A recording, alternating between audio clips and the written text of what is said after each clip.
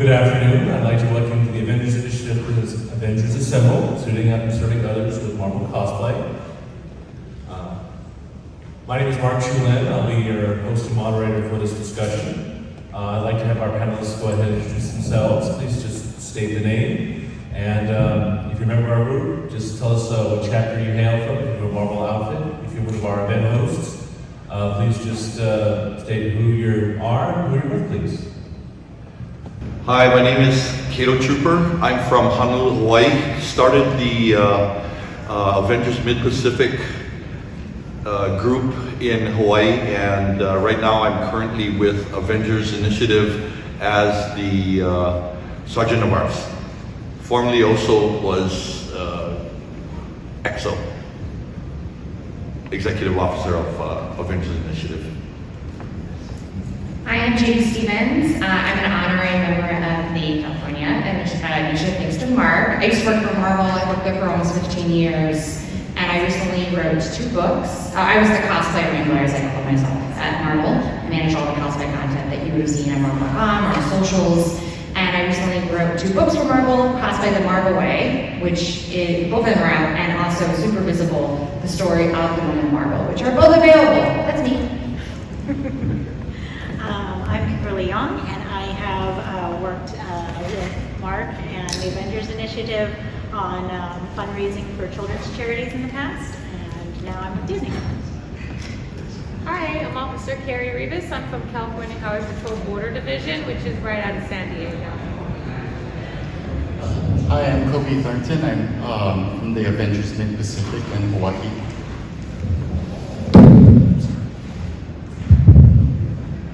Hi, I'm Kendell Northrop. I'm a member of the West Coast Avengers for about 2 years now, and I'm from San Diego. Thank you. So Judy, I'd like to start off with you. As not only an honorary member, but I consider you a subject matter expert on the topic we're about to discuss. As you mentioned, you wrote a little publication. Could you explain to our audience what this is and why you wrote it? So, Cosplay the Marvel Way is kind of an intro guide into how to get into cosplay. It really is, it's a passion of mine. I've been cosplaying for over 20 years now. I was introduced to it through anime and anime conventions, and then obviously found my way to Marvel and from there. And so it was quite an honor when Marvel and Running Press asked me to write the book. And so it's basically a how-to guide how to get started from, what is cosplay, the history of cosplay, how do you pick a character, what that process is to then making it, starting from very entry-level sewing to all the way to working with foam and 3D printing and LEDs and all that stuff. So each chapter sort of introduces that. And the thing that I'm most proud of was I was able to bring on 6 cosplayers, very ranging in the diversity that is the cosplay community, to help me do that. So each chapter features a cosplayer from actually around the world. We have someone from the UK, we have someone from New York, we have someone from California. So it's really just an introduction from there. So yeah, I'm really happy. You can get it anywhere your books are sold. So in your publication, can you share with us some glimpses? You interview a lot of people, which include our own folks. What drew people to this hobby?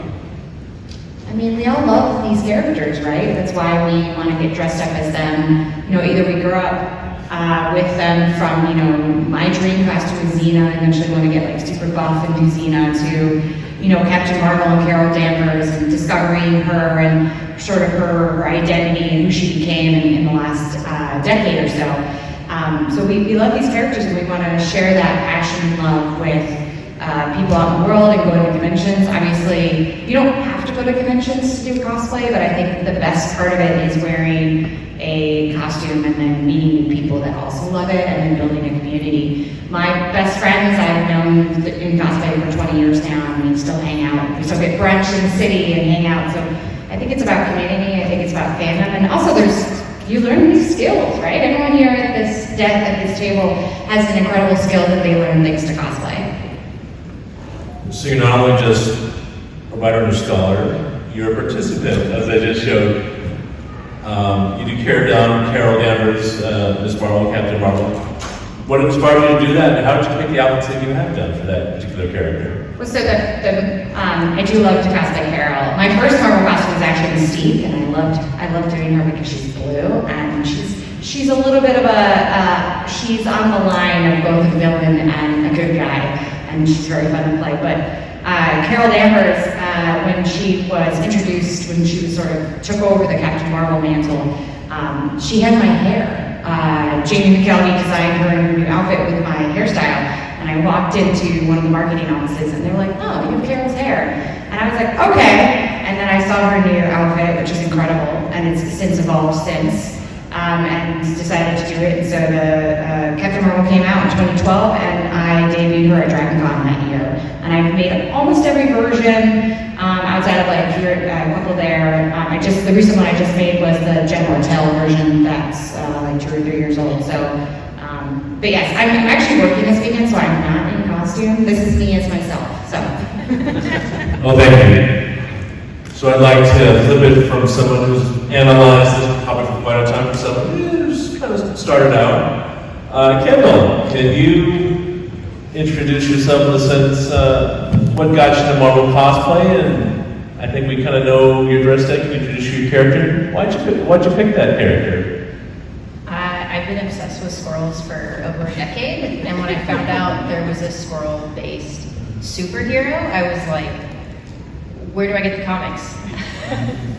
I have a theater background, so and I've always loved Halloween, so I loved like dressing up in costumes, and decided to learn some new skills and start making my own costumes, and that was a lot of fun. So I've been doing that since about 2014, but I am a new member of the Avengers. I love embodying the character, and seeing other people also excited about the same character, it just warms my heart, and getting to do it for charity and seeing kids excited about it, like the hospitals, is just even more incredible of an experience. Well, thank you. So, how did you find out about this, the Avengers Initiative? Why did you want to join us? I went to WonderCon a couple years ago, and Jen and Alice had a booth there, and I stopped to chat with them while dressed as Squirrel Girl, and they were looking for new initiatives, and found out they didn't have a Squirrel Girl yet, so I applied. Thank you for sharing with us. Thank you. So Kato, as you indicated, you're one of our club level officers. You helped start our Hawaii chapter. Can you share with our audience what got you into Marvel costuming, and share with some of the characters you picked, and why do you like them? Well, some of them that you can see right there.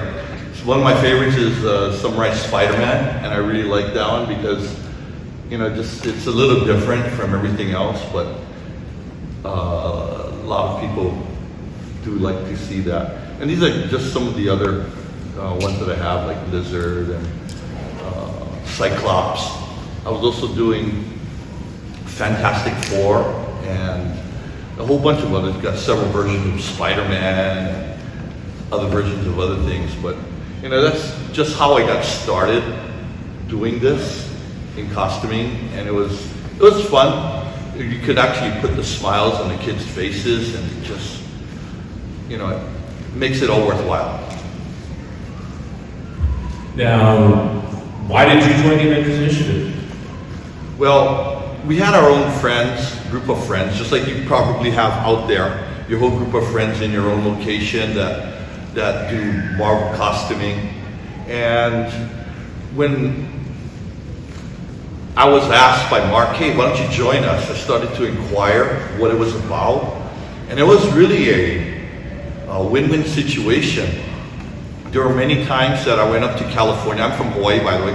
And I went up to California, and I was able to participate in many of the service activities that they had going on. And just so I had to just bring my costume up and be able to participate in that. And it was really fun to expand your horizons right there. And then you get to meet a lot of people who share your passion, and that was what was really interesting. Plus the fact that it just brought it to a whole new level in working with Disney, in working with big names across the board that I've never heard of in communities, but they're, big charities. That's just blew my mind right there. So again, it was a win-win situation to get something started in Hawaii, and many times it could happen where, say they're in the military or something and they move out to Hawaii and they're from another chapter and they could join you, then it just brings more things to the table right there where you're able to, learn from others and how they're doing things and how they're making things, their costumes. But it's just, if you have a group of friends in your area, you might want to start a chapter because it's really worth it. The benefits that you get and exposure to coming to the show and everything is just incredible. Thank you. How did you guys pick the name, or how did you pick the name Avengers Mid-Pacific for you guys as a chapter? Well, I just let them vote on it. That was it. And we came up with several different names, and the core amount of people that was involved at that time decided this would be the name, and I just said, that's fine. And that's how we got started, Avengers Mid-Pacific. Thank you. So we're a comic-based group, and I would like to have one of our officers kind of discuss that experience. Coby, could you please introduce yourself to our audience? Where you hail from, and what is your role within our group, please? So I'm from Hawaii. I'm the CEO of the Avengers Mid-Pacific right now. It's the chapter that Kato had started. Let's see. I got in. I'm sorry. What was? So, could you please tell us, what got interested in Marvel cosplay and why did you want to join us?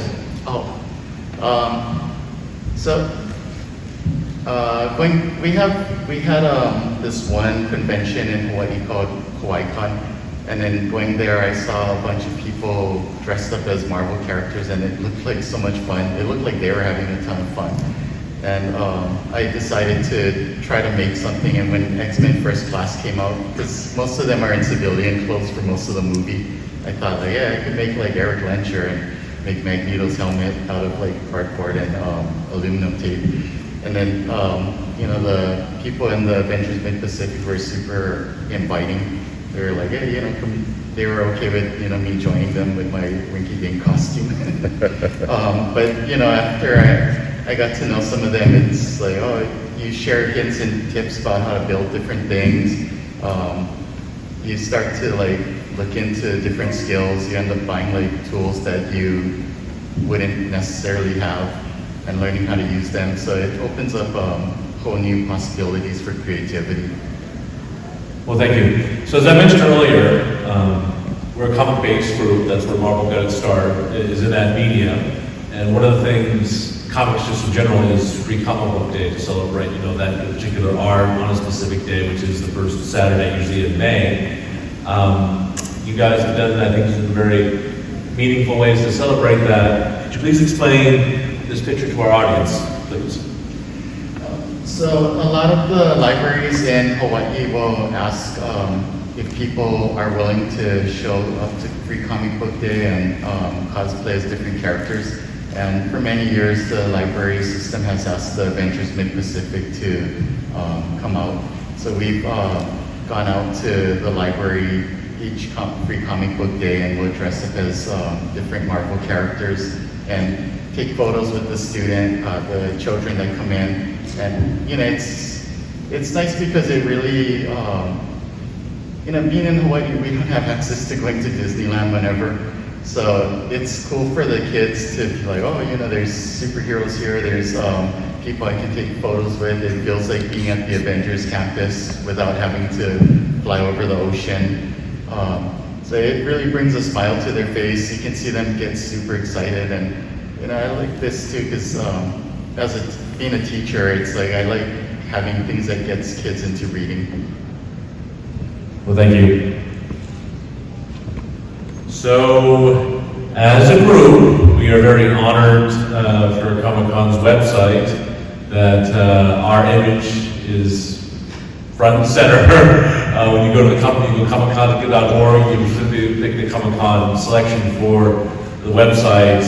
We've been very honored that because we have such a huge fan gathering, we get to showcase, the convention organizers showcase our gathering with fellow fans, and people who are just passionate about Marvel. So here is this year's show from one of our photo gatherings from a couple years ago that just, showcases all the fans that want to come out and celebrate Marvel fandom. So for this presentation was supposed to be our executive officer, Bryan Lee, but Bryan unfortunately couldn't make it out. But I just wanted to share, that's one of the things we want to do as Marvel fans is, as you've heard from my associates from Hawaii, is wow, I see this group, especially at conventions, just sharing the fandom of Marvel Comics. These are pictures from this year's WonderCon over the Anaheim Convention Center. And below is our fan photo shoot from Marvel for yesterday, and we're just completely floored. I remember starting back when WonderCon was over at San Francisco's Moscone. I just grabbed several of our people from California, like, hey, let's do a photo gathering. Comic-Con International kind of gave us permission to meet someplace and take pictures with other people.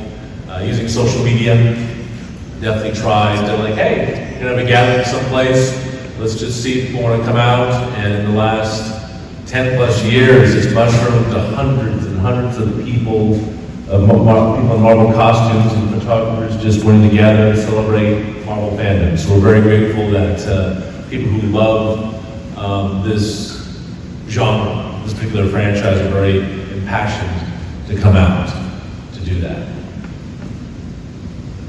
So I'd like to introduce Kimberly. As you indicated, you involved with content distribution. So when a certain film, Avengers, came out, you asked us to come out to celebrate that movie. Can you explain to our audience why you seek that? I got really lucky because so I was fundraising for Stars of Hope Children's Charities, which benefits lots of different children's charities like Will Rogers, Make-A-Wish, and Boys and Girls Club. And we were centering this fundraising around the release of the original Avengers movie. And didn't really know how to do that, but a friend of mine was like, I know a guy with like a full like Iron Man outfit, War Machine outfit, and that was the beginning of a beautiful partnership because you and your team came out with your costumes and your engagement with our patrons, and it really helped drive turnout, it drive engagement. It really, our fundraising would only have been like a fraction of success without you guys, because you put us in contact with like lots of a wider community. You even had like, a comic book artist come out and help us, for donations. Like he would like make little quick comic drawings for our guests. But yeah, what you guys do is really, really amazing because, here in San Diego Comic-Con, it can feel like, the cosplay capital of the world, and everyone has an outfit, but, what you guys do in terms of like your dedication to your outfits and your dedication to your characters, that makes you good cosplayers. But, what you do with your cosplay for helping others, helping your community, reaching out and, just putting good into the world, that makes you heroes. Well, thank you. So, as Kimberly had mentioned, we were to get a Marvel artist who's one of our honorary members, a supporter of what we do. The gentleman's name is Mr. Ron Lim. Mr. Ron Lim drew pieces of Marvel artwork like the Captain America 50th anniversary cover. He drew many of the Infinity mini-series. Mr. Lim was kind enough to donate his talent to draw charity sketches for Stars for Hope.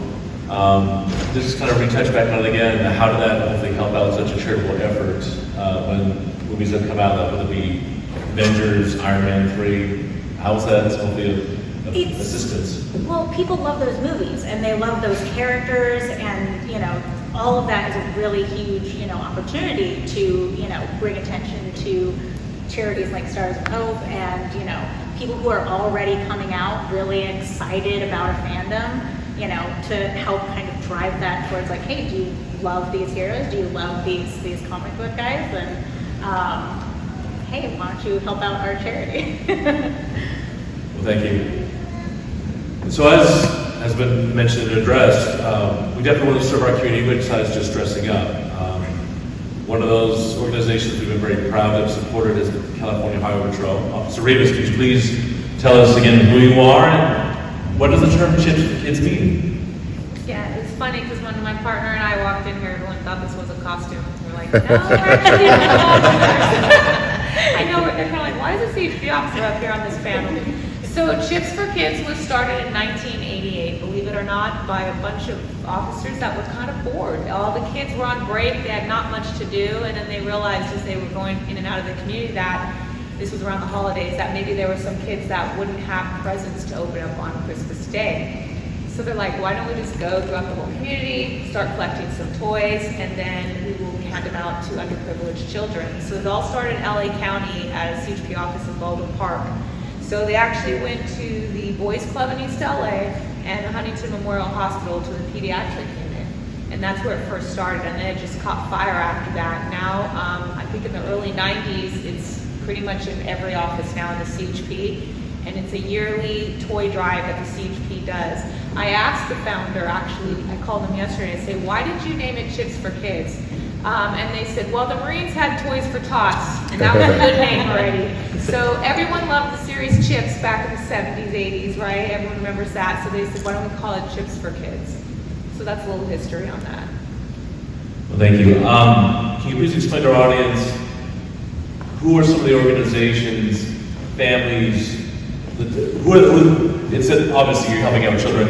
Who are you specifically trying to help out with this effort all and up and down California? You see, obviously CHP is doing this all around northern, Central Valley, Southern California. There are some large entities like used to be Walgreens. I know Walmart helps us out a lot down here in the San Diego area. So there'll be a large amount of entities that'll help us collect the toys, but as far as how the toys are given out, it's usually 501c agencies that will come to us, and they'll have these big events throughout the community. So we'll actually give the toys to them for them to hand out in the community. But we always kind of make sure to vet these companies and agencies just to make sure that that's what they were actually doing. And then we actually attend some of those events as well. And it's just, I mean, there's hundreds of them throughout the state. So it's very fun. Well, thank you. Yeah, we as a group have been very honored. We can help out the LA area location with their toy drive efforts over at the Citadel outlets. And again, we thank the CHP for our chance to help you guys serve this community with a very worthwhile effort that you're all doing. So again, thank you for letting us help out. So what I'd like to do is open this for a time of questions. Anyone in the audience want to ask any of our panelists about any thoughts, what they do, or what Marvel cosplay? I'm open it to you, the audience. Okay, so I have some questions. So Judy, you've opened up another book, you have another panel coming. Can you share with our audience what this Marvel publication is and what it's about, please? Yeah, it's called Super Visible, the story of the women of Marvel. So when I was at Marvel, Marvel actually used to have a panel at San Diego Comic-Con and started in 2009 called the Women of Marvel.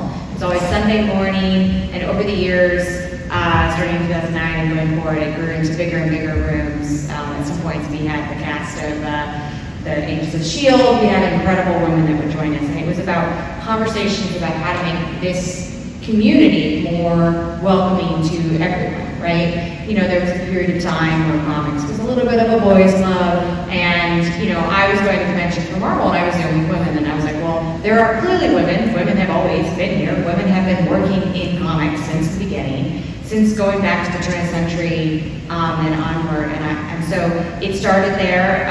We actually created the Women of Marvel podcast in 2014. I co-created it with Sana Manet, who's the co-creator of Kamala Khan, Ms. Marvel, along with two other, one of them is my co-author, Janine Schaefer, and then Adrienne Cohen, who actually still works at Marvel. She's part of the digital social media team for Disney. And then in 2020, Margaret Stoll, who is the writer of Beautiful Creatures, and she wrote the Black Widow prose novels along with Life of Captain Marvel for Urban Comics, was tasked to write this book. She brought me on board and then Janine on board, and it's 375 pages, 110,000 words, and we talked to over 140 women. And it's all about the story of women who worked at Marvel, going all the way back to the first woman, Flo Steinberg, who is known as Fabulous Flo. That's what Stan Lee named her. She was Stan Lee's assistant. To the women who worked in the 1970s, like Katie Cockrum, who was married to Dave Cockrum. To the 80s, like Weezy Simonson, who worked on X-Men. To Joe Duffy, who worked on Iron Fist. To obviously Teenie Howard, who most recently worked on the X-Men book. So it's a wide selection of women, and it's a look at the story of the community and a mentorship of, coming together because we all belong in the room equally together. So we actually have a panel tomorrow. I'm going to plot my own panel. We have a panel tomorrow in the main convention center at 1 p.m. If you guys are around. And then we have a signing actually at 2:30 too in the autograph area. Kato, you mentioned, you guys have your own shows out in Hawaii. Can you give our audience a little clip? So I've seen some of your social media feeds. You've had your own gatherings. How have you guys set that up? And share with our audience, what was the turnout in terms of such fan gatherings out in your area, please? Well, just like you do Bryan leads the way over here at San Diego Comic-Con, at Kauai-Con, at Comic-Con Hawaii. It's our club that leads the way for Marvel photo shoots. Usually Coby sets that up, and some of the other members, the other officers too, they get involved. Yeah, so that's a big way to draw in a lot of new cosplayers, and then people that come to our Marvel shoots. We can talk with them and ask them if they would be interested in joining the Avengers Mid-Pacific, see if they have the same kind of desire and heart to use their hobby to bring smiles to the faces of the children in the community. And those who are willing to join us, we love to have them there. So we have those going on. We tend to do movie nights when a Marvel movie is going to premiere. So we'll go to the premiere, and a lot of times, if it's doable, we'll cosplay to the premiere also as like Marvel characters that will be in the movie. We also do some Marvel photo shoots outside of conventions. That way, there's less of a barrier of having to pay the entrance fee. So, because when you do a photo shoot outside of a convention, anyone can just come whenever. And then we'll usually make these events on Facebook, using the Facebook events just to reach out to people. Thank you. So I actually like to touch on two things that you mentioned. First of all, is your fan shoots. So you mentioned a barrier.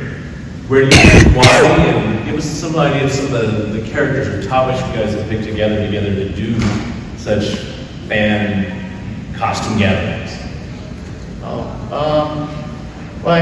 Part of what inspired just doing fan gatherings outside of conventions is the convention's entrance fees started getting higher and higher. And sometimes somebody can say like, I was gonna go to it, but maybe not because of the price or traffic too, or sometimes there's insane lines outside of our conventions just to get into them. So slowly we've just started planning our own things outside of the conventions. And then, it's kind of nice when you can choose places around the community that will fit the theme you're going for a little better than the convention center. For example, like we did a Marvel shoot on our island's new monorail system. So it's kind of neat to have like a train station in the background and shoot pictures on the train and stuff like that. Okay, thank you. So you had mentioned celebrating the release of these films, just like Kimberly had mentioned. Where are some of the theaters and where are some of the films that the Avengers Mid-Pacific has celebrated? Our main go-to theater has been the Doe Cannery Theater. They're the ones who have been the most welcoming, and they also are, that's basically the big one. They're the most welcoming to us. Some of the other theaters, understandably for security reasons, they put a lot of limitations on what you could bring into the theater. But it's really neat to show up to the adult theater. Like we'll go an hour early before the movie, and then there'll be like kids and teenagers there who are like, oh, that's cool, and then can we take pictures with you? So yeah, then we'll take photos with them. A few times we've had like theater staff like, oh wow, that's neat, and then they want to take photos with us too. So it's kind of like bringing a Comic-Con outside of a Comic-Con. Well, thank A you. lot of times, we check with the theaters first to make sure that it's okay to bring certain weapons that the character is involved in. You don't want to bring a gun coming out and then some officer comes out and says, hey, we don't want that to happen. So always check ahead of time, if it's okay with the policy of the theater, just to be safe. Well, thank you. Thank you. Kendell, I'll go back to you. So, you said you had to think about WonderCon. Well, first of all, why'd you go to WonderCon and what caught your eye about one of our gatherings? I have heard good things about WonderCon in the past, and it's only an hour and a half drive away. And I finally had a schedule free enough that allowed me to go for a day. Saw the Avengers booth, which was intriguing since I was already in a Marvel cosplay, and went to go hang out with them. Sorry, what was the second part of the question? The second part is, what drove you to WonderCon, which you indicated? What drove, you saw our booth, so how did you become aware of our fan photo shoots at that show? How did I find out about them? Yeah, what interested you in attending, so how did you find out about our fan photo shoot, and what interested you in attending the gathering? It's just so great to be around so many, like you guys said, like-minded people. We all are there because we love the characters, we love Marvel, and I always get so excited when I see someone else also cosplaying as Squirrel Girl, because I try to get as many pictures of them as I can. She's starting to become a little more popular now, but yeah, it's just cool to see what everyone else brings to the table and share tips and learn different techniques on how did you make your tentacles or your wings or whatever, and then just being able to talk to someone else who has crafting experience and just sharing information. It's just such a great community. Well, thank you. Thank you. So, Maurice, I would like to go back to you, please. Can you share any stories that you feel permissible to share, doing chips for kids that have meant a lot to you? And if I may ask, when you drive to Penang, what have people said to you about such an effort? The Chips for Kids is probably one of the funnest things to do during the year because I think one of you guys said it, when you get dressed up and the kids see you guys there handing out toys, it just adds so much more to it. They think you guys really are the characters, by the way. In their head, that's who you're dressed up as, that's who you are. And I mean, a lot of these kids, they don't come, they come from poverty, or, maybe they have to spend the Christmas money on food and there's just no toys. And that was the whole part. Let's give them toys, but let's also include groups that come too, like you guys, and, make some fun with it. And so that's my joy. It's hard work on my end, but at the end of the day, when you actually get to see the kids open up the gifts, and then you have the people there that are helping out with the event, that's what makes it really fun. Well, thank you. So I know for our area, for some of us that are in Los Angeles County, it's the Citadel Outlets along with other starting businesses. So just to educate our audience, what are some main physical locations besides drop-off points that San Diego does its chips for kids in your guys' jurisdiction? I think mainly everyone kind of does it the same. There's going to be a time period which is around Thanksgiving to maybe a week before Christmas.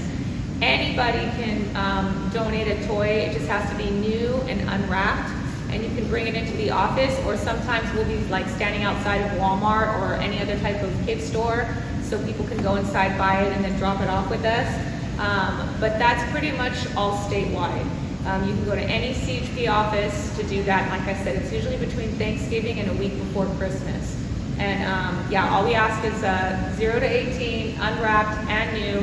And just so everyone knows too, the teenagers kind of get, they don't get as much because everyone thinks of kid like, 3 years old or 10 years old or 7 years old. So if you really want to help out, a teenage gift would be really great too, whether that's just a gift card or some headphones or something like that. They often get neglected and they need toys too. So that's what I would suggest. Well, thank you. Kimberly, going back to you, something we kind of covered a little bit. You originally reached out to us for, hey, let's add some visual attention to an upcoming popular movie. But when I spoke to you, like, hey, is there something charitable related that, the theater you're working with does? What was your reaction to that? And not just us showing up in costume that, hey, I know a local Marvel artist would like to help out. What was your response when that was an option put on the table to try and help support the opening of this movie at your particular theater? Honestly, I just was so happy that someone wanted to participate in engaging with us and helping us with our fundraising efforts. I expected one person to show up. I expected one character, one suit, one person to just, make everyone happy, bring a little bit of joy to this event. And the fact that we've just got an entire team, of Avengers, and that you have so many officers and so many cosplayers, and it's only grown over the years too. I think there were maybe a handful of characters in the first Avengers movie that you could kind of showcase and feature, but like you said about inclusivity, now there's a wide range of diversity and ethnicity and men, women, and it's really opened up how many characters can show up to an event, which is really, really impressive. Did you see Fantastic Four, the new movie? Yeah, this isn't a spoiler, but there's a line in the movie where someone says don't doubt the effect of a group of dedicated citizens to change the world, because in the end that's the only thing that ever has. And I feel that really gets to the core of what you guys do. You're dedicated, you care about your craft, but you care about what you can do with that craft too. How it can put so much good into the world, especially right now when you just hear so many bad things. To try to counteract that with just, let's bring some joy, let's bring some smiles in the best way that we know how, which is we love these characters and we want to share them with you. Well, thank you. Judy, I'd like to turn back to you. As in your book, you interviewed a lot of people.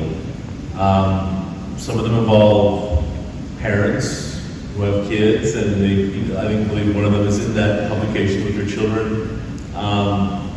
What was that like, seeing a multi-generational fan interest in this fandom? In fact, some of those were at our shoots yesterday. What was that like, kind of diving into, what are you interested in this? And wait, we got your kids into this too. What was that kind of discovering that?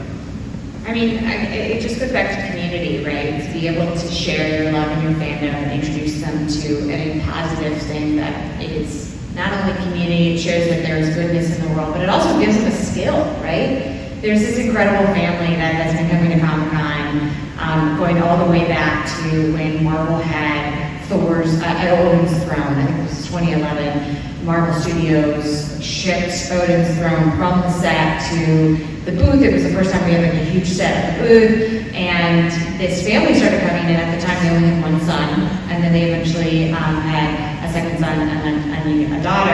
And we took a photo of this kid on Thor's costume on the throne, and it was just, and every year they came back, and every year the kids got older, and now I think the eldest is in college.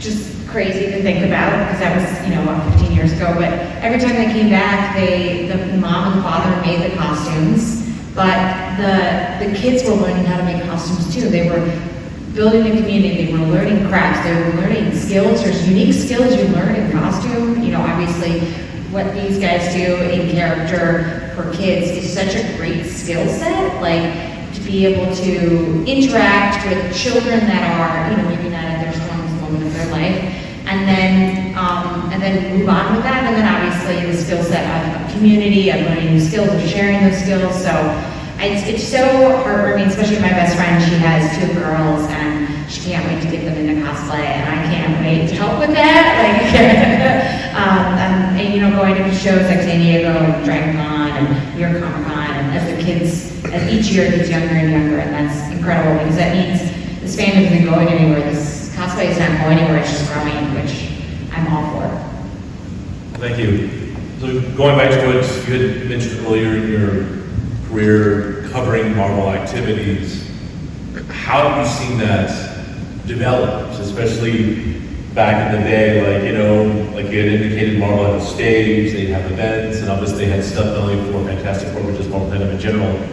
How have you seen that change and evolve during your time of covering, documenting this experience? Well, you showed that photo of the stairs of all the cosplayers. I always reference DragonCon, which is something I talk about in my book. So DragonCon is this fan-run convention in Atlanta, Georgia. It's Labor Day weekend, it's 4 days. I would say 80 to 90% of people at this show are in costume at any point throughout the evening. And it's like from, you know, night costumes to day costumes to casual costumes to the biggest, most incredible costume you've ever seen in your life. And so there's another organization that's on the East Coast called the Distributor Costume Forum. I made friends with the team there, and they run the Marvel and the DC shoes on the back steps. And so they have these Hilton back steps, like every convention, you have your place where everyone meets, and so the Hilton back steps are where everyone meets. And the first one I went to, it was maybe 75 people. So in 2009, I went, there were 75 people. In 2015, there were 800 people came in costume. We had to use all back steps.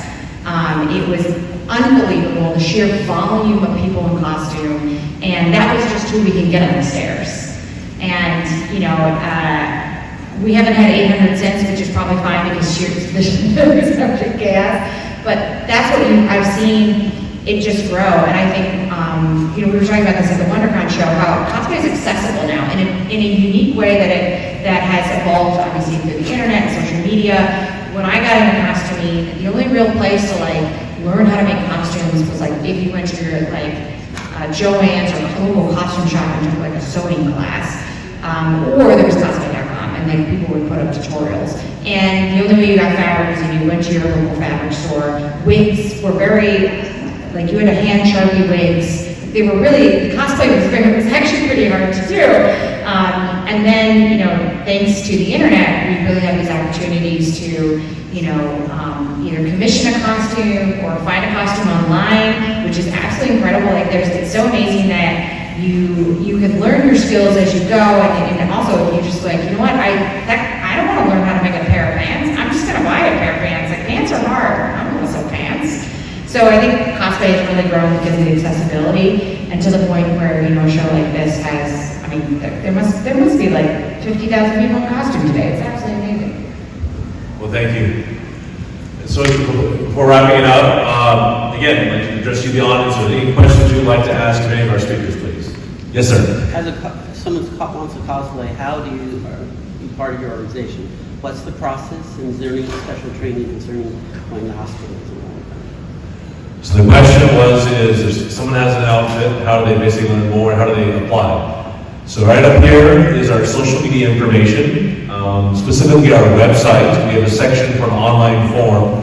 We'll basically ask you in that form is your name. We communicate a lot publicly and privately as a group through Facebook.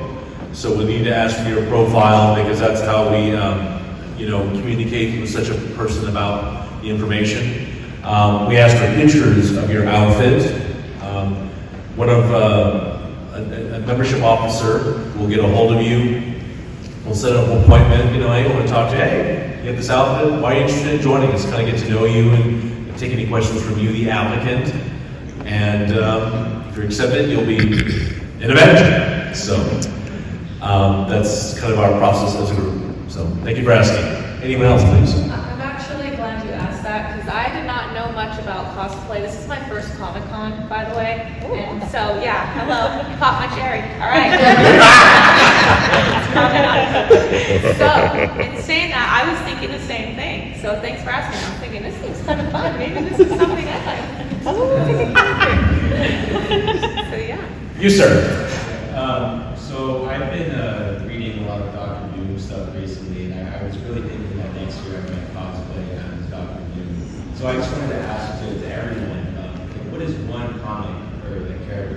just kind of initially fell in love with it and started this whole cosplay journey and been on. So the gentleman that said he's into a certain character, if I heard you correctly, what is something that inspired you to pursue the hobby? So I think I'll take a first crack at it. So I've been reading since I was very little, so I'm in older brackets. I've read mythical comic books, where I know we have many younger members who are the Generation Zs or younger millennials. They're more been educated by the MCU. So, you know, when I was a youngster, I'd go to a local comic book shop. I'd save up money from, you know, doing whatever as a kid, buy a book, read it month to month. Because it's changed right now. Subscriptions are electronic, or you can buy omnibuses and stuff like that. I got into cosplay, you know, 27 years ago. When I found out about this group, I didn't start it. I was ecstatic because, wow, there's a cosplay group that allows me to pursue that. So in my case, I'm a huge Captain America, huge War Machine fan. So as Judy had mentioned, there's a lot of information on the internet, whether it be message boards, Facebook pages, along with publications, and I just go to people's like even Instagram profile, like, hey, you made this suit. How did you go about and do it?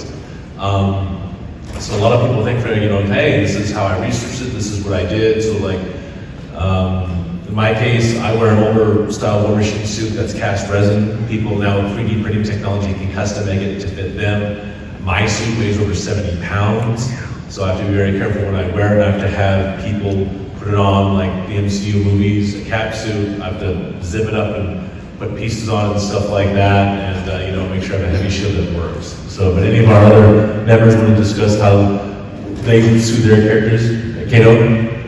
Yeah, so what inspired me was I went to some place, some charity event, and I saw these stormtroopers walking around. And so I was inquiring, how do I become a stormtrooper? You know, I know it's the wrong thing, it's like Avengers, same thing with it, but in any case, that's how I got started. I became a member of the 501st as a stormtrooper. And from there, it just went crazy. I've got over 100 costumes and I don't know when to stop. Thank you. Kendall, can you share about your squirrel girl? Like, how'd you find the wig or the tail? Give us a little snapshot of how you put this together. So this is actually the second version of Squirrel Girl that I've made. The first one I did was the full squirrel suit from Bryan North's comic book series, The Unbeatable Squirrel Girl. And then I used the same tail to make this version from the Disney Plus series, Marvel Rising. Got my bestie in the back there, Miss Marvel. But yeah, pick a character you're really passionate about. And then, you know, start figuring out like what you want to buy, what you want to make from scratch, like how you want to go about doing it. I love thrift shopping. This jacket I got, Goodwill for, I don't know, $5. I chopped this part of the sleeves off, made it short, added the fur. Like, you don't have to make everything from scratch. Not everyone, you know, knows how to do that right off the way. Talk to people, ask how they did stuff. Like, people are happy to share most of the time. Yeah, use your resources. YouTube University is also great. There's plenty of books out there to help as well, obviously. But yeah, it's cool to see other cool costumes and, you know, just break down what are the components, you know, jacket, okay, I can do that. You know, go from there, see what you can buy, what you're gonna have to make. But yeah, being able to embody the character of the costume you spent so much time making is like all the more exciting, so. Well, thank you.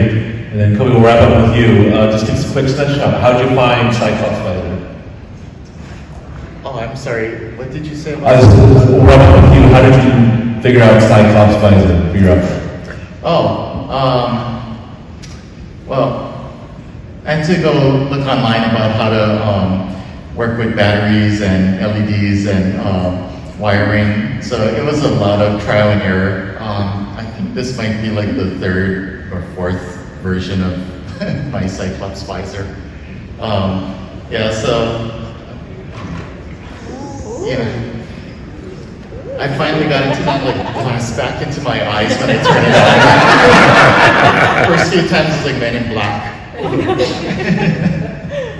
But you know, that's how cosplay can like open up all these different creativity outlets, because it's, you know, it's not like I'm an electrician, so I wouldn't have known how to do this otherwise. Thank you.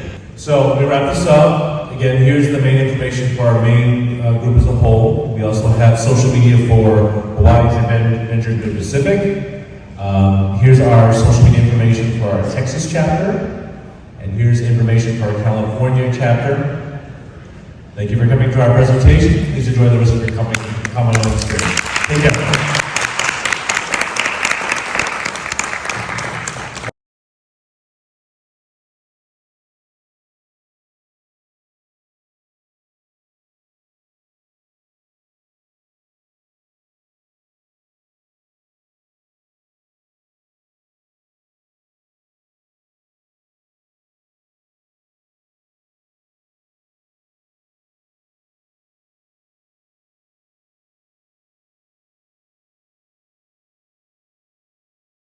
Hi, name is Kato Trooper. I am with Avengers Mid-Pacific, but more importantly, I'm the Sergeant of Arms at Avengers Initiative, which is the national chapter of encompassing all 3 chapters around the nation.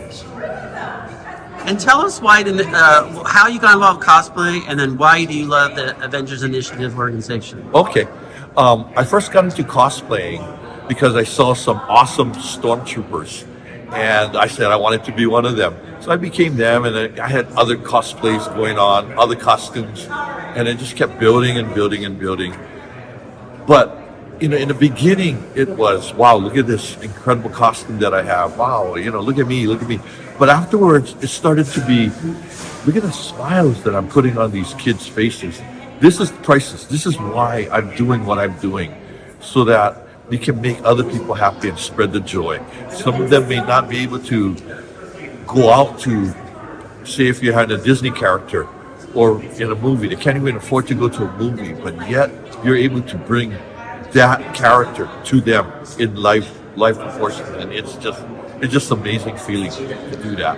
Tell me why you need more cosplayers who love helping their community join the Avengers Initiative. Well, if you have a passion for Marvel costumes, please get in touch with Avengers Initiative, because you could probably start a chapter in your area, and really it's a win-win situation for everybody.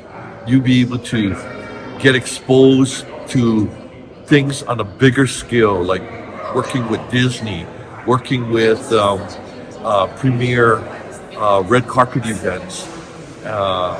It's just such an amazing feat to be able to do that, and that's what Avengers Initiative has exposed us to, as well as doing things for San Diego Comic-Con, and that's priceless.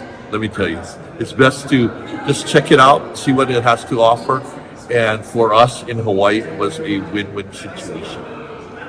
And if you're on Hawaii, how do they contact you, and how do they get involved? Okay, in Hawaii, we have a chapter known as Avengers Mid-Pacific. Everything is on Facebook, so you can contact us there. My name is Kato Trooper. You could also contact me through Facebook. Hi, my name is Kendell. I also go by Squirrel Girl. I've been cosplaying since 2014.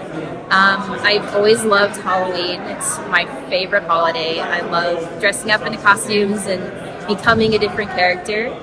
And I have a theater background, so I started making my own costumes and found out it was a lot of fun, and I haven't stopped since. When did you hear about the Avengers Initiative, and why did you want to be involved with them? I found out about the Avengers Initiative about a couple years ago.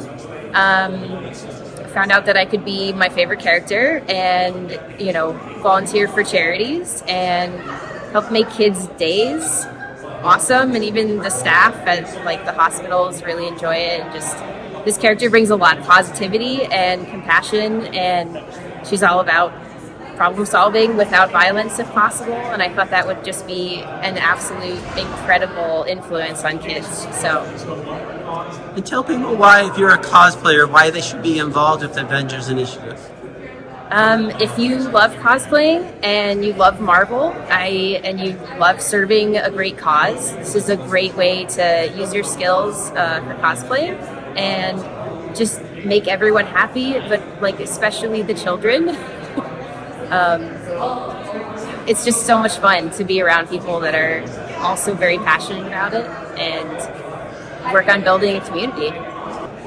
Hi, my name's Officer Kerri Rivas. I'm from the California Highway Patrol. I'm here today because I discussed our Chips for Kids program, which started back in 1988. It's a toy drive that we do every year during the holiday season, where we gather new and unwrapped gifts and we hand it out to underprivileged children in the community. How the Avengers help us out is they will actually come to the toy drives, help us get toys, and also help us in handing them out. And the kids love them because they look at them in costume and they're just so amazed by how they look. They get into character, and it just makes the whole day so much more fun. Tell us how people can donate or help your program. Anybody can participate in the Chips for Kids program. You just have to bring a new and unused toy to any CHP office, usually around the time of Thanksgiving to about a week before Christmas, and that would just help us out greatly. The more toys we can get, the more smiles we can put on little children's faces during Christmas time. I'm Kimberly Yong. I have worked with Mark in the past for fundraising through the Avengers Initiative. I love cosplay because of the community, for one thing.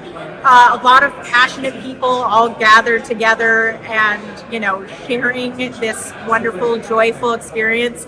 And the second thing I love about cosplay in relation to this group specifically is that they use it for good, the way that heroes should.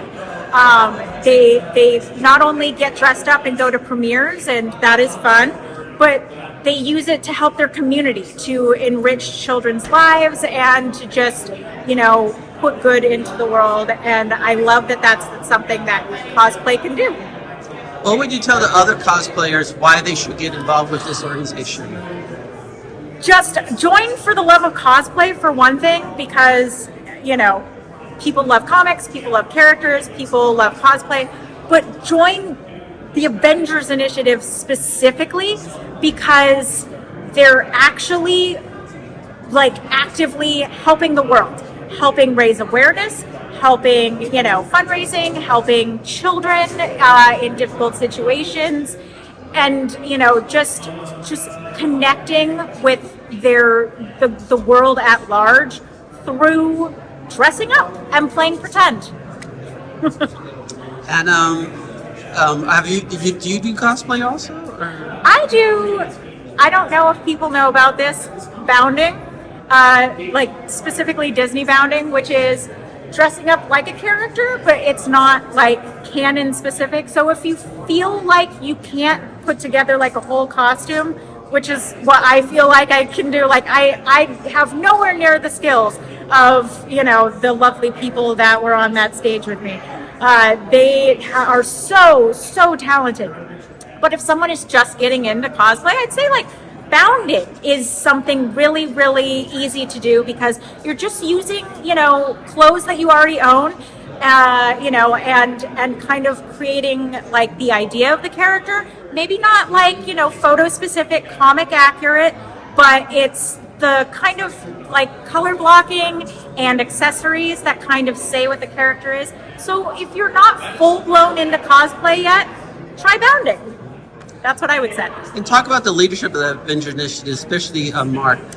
His enthusiasm, why he just gets so many people to join. Well, one, I think he knows the history of comics, so he knows every single character. He knows all the history of it. He's loved it since he was a kid. That kind of passion comes across when he's talking to people, when he's meeting new people, when he's recruiting, and when he's interacting with charitable groups like CHP or Magic Wheelchair or, anyone who could use a little bit more Avengers in their life. Mark is so great. Work with him. And remind us again, why do cosplay and why be part of this Avengers Initiative? Do cosplay because it's fun. Do cosplay as an Avenger Initiative because it is something that will put good into the world. Hi, I'm Judy Stephens. I go by OMG DJ Judy on social, and I worked for Marvel for almost 15 years, where I was the self-claimed cosplay wrangler. I did everything that you would have seen on Marvel.com, Marvel social media, all about cosplay. And I recently wrote 2 books, Cosplay the Marvel Way and Super Visible, the Story of the Woman of Marvel, which are both available now. And I got started into cosplay thanks to anime and manga, going all the way back to 2003. And tell me a little more about both books. So Cosplay the Marvel Way is published by Running Press, and it's a how-to guide to get into cosplay. It starts from the beginning of like, what is the history of cosplay, where did the word come about, to then deciding you want to get into cosplay. How do you pick the character, what's that process, how do you get into it, your sewing kit, the tools you need. And then from there are 6 how-to guides into building specific characters within the Marvel Universe, from Captain America, Miss Marvel, Jean Grey, Black Panther, Loki, and Ironheart. I was like, I have to remember all 6. And I was able to commission 6 cosplayers from around the world to showcase their skill sets. And it starts from all the way from, using a shirt to make a basic outfit, to going all the way to foam printing, going to foam working, 3D printing, wig, you name it. And then from there, going to conventions and how to cosplay. Tell us about your new book that's coming out. So Super Visible is the story of the women who worked at Marvel, going all the way back to the beginning, to the early 1950s, early 1960s with Flo Steinberg. And it's co-written by myself, Margaret Stoll, who wrote Beautiful Creatures, and Janine Schaefer, who also spent time at Marvel, DC, and Boom Studios. It's a 110,000-word, 375 book that looks at the many, many women that have worked at Marvel. And it was an incredible dream to work on, just a true story of the many women. So I highly recommend it. It's printed by Simon & Schuster, and it's available now. And tell us when you found out about the Avengers Initiative organization and why you love working with them. So Mark's always come by. So when I used to work at Marvel, obviously I worked at the booth down on the main convention floor, and Mark would always stop by and say hi. And through that, he taught me. I learned about the cosplay meetups that happened up on the back steps, and invited me up there. And year after year, I would always make sure to go. And we would work together to corral the cosplayers to come to the different meetups that we would do at the Marvel booth. And maybe like 8, 9, 10 years ago, he invited me to be an honorary member, which I'm so honored of. I have my little plaque at home in my office, and this is the second panel I've been able to join. It was such a good time. I always love to be here. Why should other cosplayers get involved with this organization? I mean, it's such a good cause to be able to use the skills that you've learned through cosplay to give to your community. There is nothing more magical than interacting with a child, seeing their hero for the first time. And especially children that are in hospitals or the ones who are in need. It's really doing good, and it's doing good while being a part of a community, and that's incredible. And anything else you want to mention about cosplay, or just? No, it doesn't matter where you are in your life.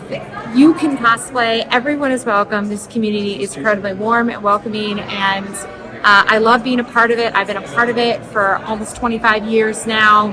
The best way to get started is look online, go to your local convention. You can get costumes on Amazon. You can do that, or you can learn how to sew at your local craft stores. But yes, I can't wait to see you guys out in costumes.